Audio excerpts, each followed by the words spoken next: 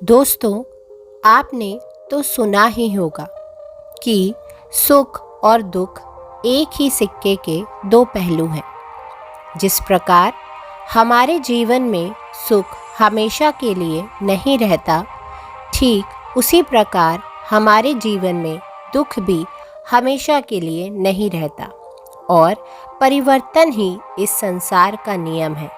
ठीक इसी प्रकार से जो हमारे पास आज है वो हमारे पास कल नहीं रहेगा और जो किसी और के पास है वो भी उसके पास हमेशा के लिए नहीं रहेगा। दोस्तों, आज की ये कहानी इसी पर आधारित है और आज हम इस कहानी के माध्यम से यही जानने वाले हैं कि क्यों हमारे पास आज जो है उस पर घमंड ना करके बल्कि हमें अपने जीवन को शांति और सुख से जीना चाहिए। एक बार की बात है, किसी नगरी में एक महान राजा रहा करता था। उस महल में उस राजा के पास किसी चीज़ की कोई कमी नहीं थी। सुख, धन, संपत्ति, संपदा और यहाँ तक कि राजा की प्रजा भी उस राजा की जय जयकार किया करती थी। एक दिन उस राजा ने अपने महल में सभी विद्वान पंडितों को एक साथ बुलाया और उनसे कहा कि बताइए, क्या कोई ऐसा मंत्र है जो हर परिस्थिति में, हर स्थिति में, हर जगह में, हर समय, हर खुशी में, हर दुख में, हर हार में और हर जीत में, लगभग हर प्रकार के सवाल में बस वही एक उत्तर काम आता हो। जब आप में से कोई भी मुझे सलाह देने के लिए उपलब्ध नहीं होगा तो उस वक्त मैं उस मंत्र का उपयोग कर सकूं और आपने आपको किसी भी परिस्थिति, किसी भी स्थिति से बाहर निकाल सकूं। राजा का यह प्रश्न बड़ा ही पेचीदा था। यह प्रश्न सुनकर राज्य के सभी विद्वान पंडित सोच में पड़ गए, एक दूसरे से चर्चा करने लग गए और यह चर्चा काफ़ी लंबी चली। काफ़ी सोच और काफ़ी विचार करने के बाद उनमें से किसी को भी इसका कोई जवाब नहीं सूझा। राजा को इस बात पर बड़ा ही क्रोध आया। राजा ने कहा, क्या इस महल में कोई भी ऐसा व्यक्ति उपस्थित नहीं है जो मेरे इस सवाल का जवाब दे सके? तभी वहाँ पर एक बूढ़ा व्यक्ति बैठा हुआ था। वह उठ खड़ा हुआ और उसने राजा से कहा, हे राजन, तुम्हें यहाँ पर इसका जवाब कोई नहीं दे सकता, लेकिन मैं एक ऐसे बौद्ध भिक्षु को जानता हूँ जो तुम्हें तुम्हारे इस सवाल का जवाब अवश्य दे सकते हैं। उस बूढ़े व्यक्ति की बात सुनने के बाद राजा कहता है, हे माननीय, आप ही मुझे बताइए कि वह बौद्ध भिक्षु मुझे कहाँ मिलेंगे। इस पर वह बूढ़ा व्यक्ति कहता है, हे राजन, पास ही में एक छोटा सा जंगल है और वहाँ पर वह अपना आश्रम बनाकर रहते हैं। अगर आप चाहें तो मैं आपको वहाँ ले जा सकता हूँ। वह राजा तुरंत ही उन बौद्ध भिक्षु से मिलने के लिए तैयार हो गया। वह राजा और वह बूढ़ा व्यक्ति पास ही के जंगल में उन बौद्ध भिक्षु के आश्रम पर पहुंच जाते हैं। वहां पर पहुंचने के बाद वह राजा उन बौद्ध भिक्षु को प्रणाम करता है और उनसे कहता है कि क्या आप मेरे इस प्रश्न का जवाब दे सकते हैं। वह बहुत ही बड़े ज्ञानी थे। उनके पास जो कोई भी अपनी समस्या लेकर आता था वो वहाँ से कभी भी खाली हाथ नहीं जाता था। उन बौद्ध भिक्षु ने राजा के सभी प्रश्नों को बड़े ही ध्यान से सुना और उसके बाद उन्होंने राजा को एक छोटा सा कागज़ का टुकड़ा दिया जिस पर उसका जवाब लिखा हुआ था और साथ ही में एक शर्त भी लिखी थी और उस शर्त में ये लिखा था कि हे राजन, इसे आप अभी नहीं देख सकते जब तक आपके ऊपर कोई अत्यधिक खतरा ना मंडरा रहा हो। जब आप खुद को अकेला पाएं, जब आपको कोई रास्ता नजर ना आए, जब आप दुविधा में पड़ जाएं और जब आपको ये लगने लगे कि अब मेरे पास और कोई भी उपाय नहीं बचा, तभी आप इस कागज को खोलकर पढ़ सकते हैं। राजा ने उन बौद्ध भिक्षु को प्रणाम किया और उस कागज को मोड़कर अपने हीरे की अंगूठी के नीचे रख दिया। यह सब वह बौद्ध भिक्षु देख रहे थे और वह ये देखकर मुस्कुराने लगे। तभी राजा ने उनसे पूछा कि हे गुरुवर, आप मुस्कुरा क्यों रहे हैं? उन बौद्ध भिक्षु ने इसका जवाब देते हुए कहा, हे राजन, बहुत ही जल्द तुम्हें अपने सवाल का जवाब मिलने वाला है। बहुत ही जल्द ऐसी परिस्थिति आने वाली है जब तुम्हें इस कागज़ की ज़रूरत पड़ेगी, तो इसे बहुत ही ध्यान से रखना। राजा ने उन्हें प्रणाम किया और फिर वहाँ से अपने महल की ओर लौट आया। कुछ दिनों तक सब कुछ अच्छा चल रहा था। राजा और उनके साम्राज्य में किसी चीज़ की कोई कमी नहीं थी। लेकिन एक दिन अचानक पड़ोसी राज्य ने राजा के राज्य पर आक्रमण कर दिया। राजा और उसकी सेना ने बहादुरी से लड़ाई की, लेकिन राजा इस लड़ाई को हार गए। राजा को अपने घोड़े पर सवार होकर वहां से भागना पड़ा, लेकिन दुश्मन राजा ने उसका पीछा नहीं छोड़ा। वो उनका लगातार पीछा करता रहा और राजा अपनी जान बचाने के लिए लगातार भागता रहा।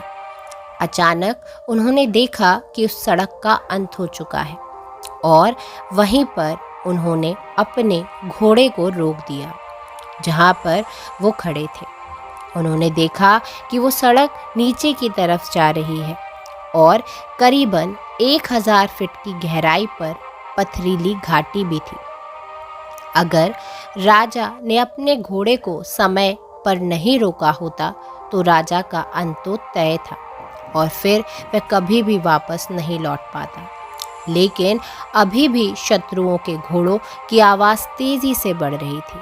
अब राजा का दिल जोरों से धड़क रहा था, बेचैनी बढ़ती जा रही थी। राजा को कुछ भी समझ नहीं आ रहा था कि वो कहाँ जाए। कोई भी रास्ता उन्हें नहीं दिखाई दे रहा था। तभी अचानक राजा ने देखा कि उसकी अंगूठी में लगा हुआ हीरा धूप से चमक रहा है और उसी अंगूठी के नीचे राजा ने वह संदेश भी छुपा रखा था जो राजा को याद आ गया। राजा ने अपने हीरे की अंगूठी को निकाला और उस संदेश को पढ़ना शुरू किया।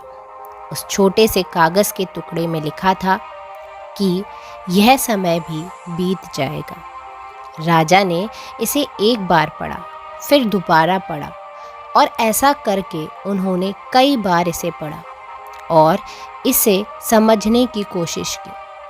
तब उस राजा को यह एहसास हुआ कि ये बात बिल्कुल सही है। कुछ दिन पहले मैं अपने राज्य में आनंद से रह रहा था। सुख, धन, संपत्ति, साम्राज्य, सब कुछ मेरे पास था। आज मेरे पास कुछ भी नहीं है। मेरे पास वो मेरा राज्य भी नहीं है और ना ही मेरे पास अब कोई सुख बचा है। आज मैं अपनी जान बचाने की कोशिश कर रहा हूँ और मेरे सुख के वो दिन बीत गए हैं। ठीक इसी प्रकार से यह भी समय यह नहीं रहेगा और खतरे के जो 2 दिन है यह भी बीत जाएंगे। इतना समझते ही उस राजा के मन में एक अजीब सी शांति छा गई। राजा वहीं पर खड़ा रह गया। उसने इससे सुंदर जगह आज से पहले कभी नहीं देखी थी। वह प्राकृतिक सौंदर्य से भरपूर थी। उसे कभी नहीं पता था कि इतनी खूबसूरत जगह भी उसके राज्य का एक हिस्सा है। राजा को यह समझ में आ चुका था, जिससे राजा के मन को बड़ी ही शांति मिल रही थी। राजा ये भूल भी चुके थे कि उनका शत्रु उनका पीछा कर रहे हैं। राजा वहीं बैठकर कुछ देर आराम करते हैं। कुछ देर बाद उन्हें यह एहसास हुआ कि उनके पीछे उनके शत्रु लगे हुए थे, जिनके घोड़े की आवाज़ तेज़ी से बढ़ रही थी, लेकिन अब वह धीरे धीरे कम हो रही थी। ऐसा प्रतीत हो रहा था कि मानो वो लोग उस जगह के किसी और हिस्से में चले गए थे और जहाँ पर वो राजा खड़े थे वहाँ पर उनका कोई भी शत्रु नहीं पहुँच पाया। वह राजा बड़ा ही बलवान था। उसने कुछ दिनों तक अपना जीवन छोटा मोटा काम करके चलाया, लेकिन राजा ने अभी हार नहीं मानी थी। राजा ने अपनी सेना को फिर से इकट्ठा किया, युद्ध के लिए तैयार किया और शत्रुओं पर आक्रमण किया। अब की बार राजा की सेना ने फिर से बहादुरी से लड़ाई की और राजा ने इस बार शत्रु को पराजित कर दिया। राजा अपने साम्राज्य में वापस आ चुका था। अब वह जीत के बाद साम्राज्य लौट रहा था और पूरी राजधानी में उसका धूमधाम से स्वागत किया जा रहा था। जीत की खुशी मनाई जा रही थी। हर कोई उत्सव मना रहा था। हर घर के लोग राजा के ऊपर फूल बरसा रहे थे। लोग नाच रहे थे, गा रहे थे। तभी अचानक राजा के मन में यह एहसास हुआ कि वह सबसे बलवान है। वह सोचने लगा कि मैं सबसे बहादुर हूँ और महानतम राजाओं में से हूँ। मुझे हराना संभव नहीं है।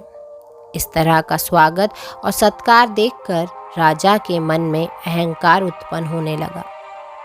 तभी अचानक से वह हीरे की अंगूठी धूप में फिर से चमकने लगी। राजा को फिर से याद आया कि उसके नीचे एक संदेश है। राजा ने उस अंगूठी को निकाला और उस संदेश को फिर से पढ़ा।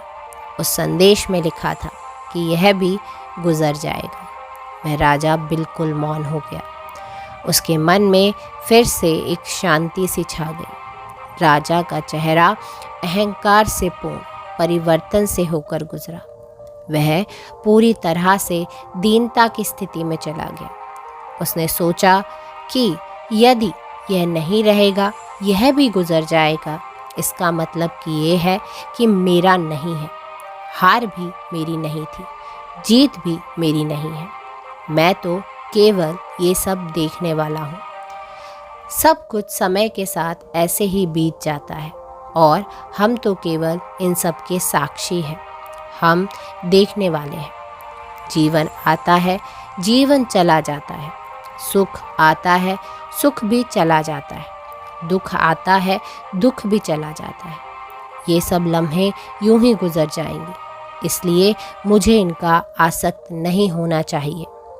इस सब के साथ यदि हम अपने जीवन में देखें और चुपचाप उन सभी चीज़ों का मूल्यांकन करें तो हम पाएंगे कि यह समय भी गुजर जाएगा।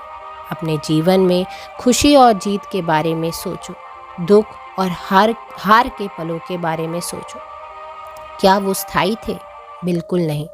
वह सब आए और चले गए। ठीक उसी प्रकार यह भी नहीं रहेगा और बीत जाएगा। समय इसी तरह से बीतता चला जाता है। जीवन यूं ही गुजर जाता है। इस संसार में कुछ भी स्थायी नहीं है, सब कुछ बदलता है। परिवर्तन के इस नियम को स्वीकार करो। इस पर अपने नज़रिए से विचार करो। दोस्तों, आज की इस वीडियो से आपने क्या सीखा? आपने जो भी कुछ सीखा हो मुझे आप कमेंट बॉक्स में ज़रूर लिखकर बताएं। मुझे उम्मीद है आपको ये वीडियो ज़रूर पसंद आई होगी। अगर वीडियो अच्छी लगी हो तो लाइक और अपने दोस्तों के साथ शेयर ज़रूर कीजिएगा और नए हैं तो चैनल को सब्सक्राइब ज़रूर कर दीजिएगा। तो मिलते हैं ऐसे ही किसी अन्य वीडियो के साथ। तब तक के लिए अपना ख्याल रखें। धन्यवाद।